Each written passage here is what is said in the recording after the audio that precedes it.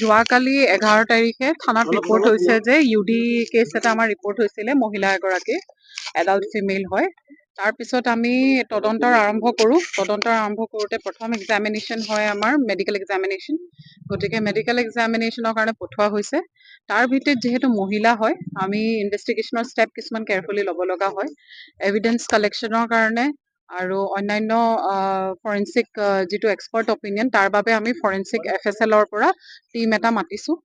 তেওঁলোকে আহি পিঅ' যিটো প্লেচ অফ অকাৰেঞ্চ য'ত প্লেচ অফ অকাৰেঞ্চ বুলিও সঠিক আমি ক'ব নোৱাৰোঁ, তাত য'ত আমি বিশিষ্ট বডিটো আমি পাইছোঁ তাত তেওঁলোকে সম্পূৰ্ণভাৱে এভিডেন্স কালেক্ট কৰিছে কিছু আৰু এনালাইচিছো কৰিছে। তাৰ লগতে আমাৰ ক্ৰাইম চিন অফিচাৰ বা আমাৰ SP ছাৰৰ পৰা আমাৰ সকলোখিনি আমি যিখিনি অফিচাৰ কনচাৰ্ণ আছোঁ ভিজিট কৰিছোঁ। গতিকে পিঅ'টো চোৱা হৈছে, এডাল্ট ফিমেল বডি হয় আৰু বিশেষ সেইটো এতিয়া বিশেষ এইটো সময়ত ক'ব পৰা নাযায় যেতিয়ালৈকে আমি PM ৰিপৰ্ট নাপাওঁ। কিন্তু PM ৰিপৰ্ট পালে নিশ্চয় আপোনালোককো মাধ্যমেৰে জনাম।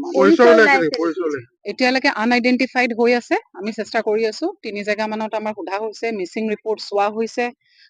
অল আছাম আমি চাৰ্কুলেট কৰিছোঁ, মিচিং ৰিপৰ্টৰ যদি ক'ৰবাত এন্ট্ৰি আছে তাৰো ক্ৰছ ভেৰিফাই কৰিবলৈ সেইখিনি কৰা হৈছে।